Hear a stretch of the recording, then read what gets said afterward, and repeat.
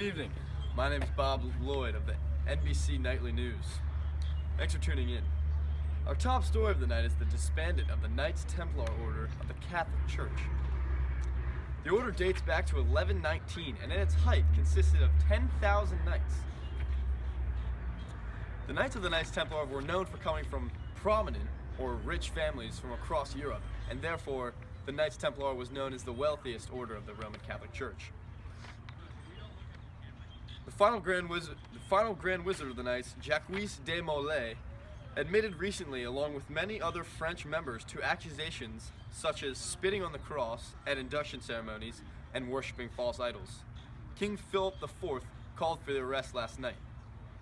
Now we go to an interview of Pope Clement V, who also showed displeasure with the order. Hello, I'm Big Shot here with the Nightly News. Today we're doing a segment on the Knights Templar by talking to Pope Clement. And here comes the Pope now! Ave Maria, Ave Maria, Ave Maria. Pope Clement, how are you feeling today? Today I'm feeling very holy, thank you. Yeah, everything is holy with God.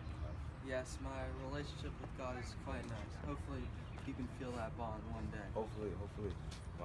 Can you give us a little bit what you know about the Knights Templar?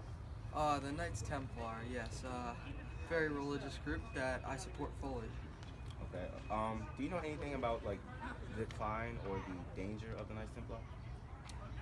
Well, King Philip has approached me many times saying that they have committed wrongful actions, but until I see evidence of this, I will not be making any actions to disband them. If you do see evidence, what actions will you partake in? Well, members of this Knights Templar will be arrested, and if they are tried and there is evidence of these wrongful actions, they will be burned at the stake. Is there any target in the Knights Templar that you are probably looking at? Not one in specific, but any member that has committed wrongful actions. All right. Well, thank you for your time today. I really appreciate it. Hopefully you can feel God in your life. I will. We love you, Pope Clement. We love you. Thank you. We love you. Thank you. Bob Lloyd here. Thank you for that lovely interview of Pope Clement. Great insight.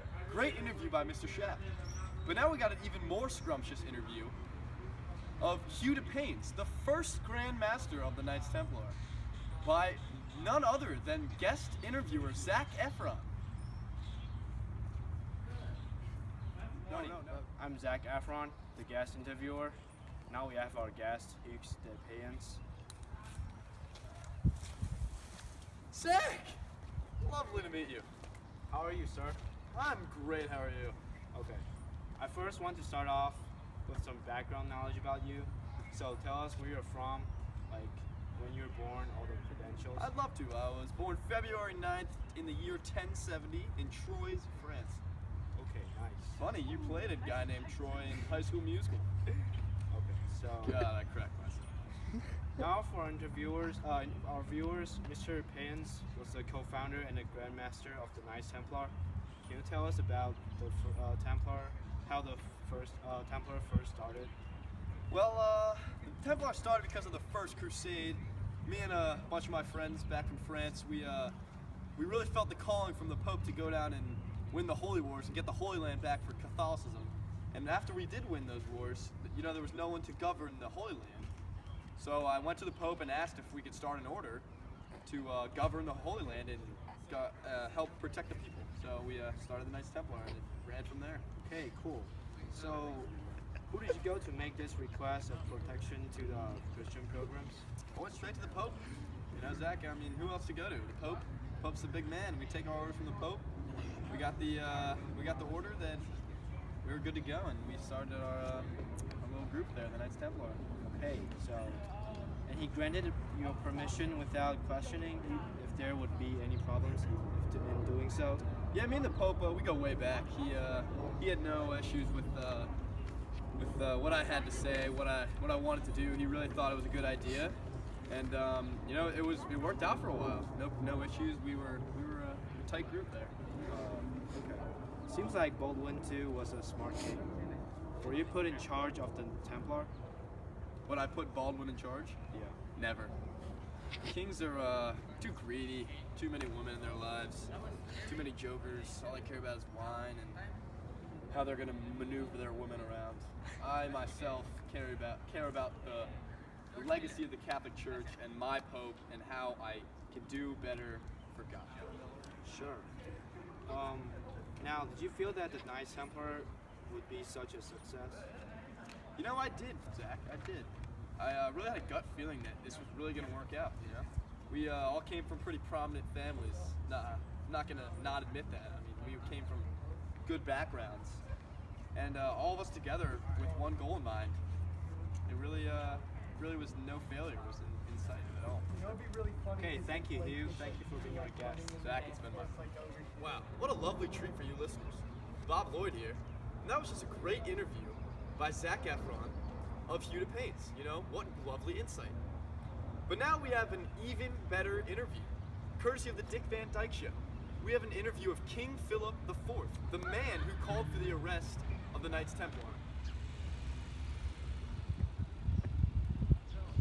Hi folks, I'm Dick Van Dyke here with the Dick Van Dyke Show. Today we will be interviewing King Phillips, the man himself looking to disband the Knights Templar. Let's ask him a few questions. Hello King Phillips, nice to finally meet you. Nice to meet you too. How are you doing today? I feel great. It always feels good to be a king. Alright, so how do you feel about the Knights Templar in general? Well, I feel that they don't bring any good to society anymore. At first, they were a good group that really helped out during the Crusades, but now they're just corrupt and all they care about is money. Okay, so you don't feel they bring any good to society or to the church? Not at all. I feel like if they continue to become a great power in today's world, then they will eventually bring down the church. Okay, so what do you say to those that are spreading the rumor that the only reason you're going after the Knights Templar is so they don't take power away from you? Well, what I really want to say isn't allowed to be said on TV, but I just feel like that's not true at all. If I really felt that they would take my power, I would just take my mighty strong army and disband them myself. Okay, so what actions do you plan on going forward to disband them?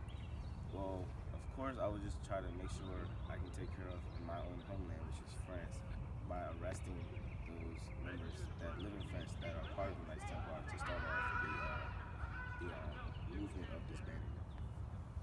Okay, well this was great. Really got some interesting insight here from King Phillips. Thank you for your time. Thank you. Hello, it's ESPN here with Richard Dickie V. Vitale. Are you serious, baby?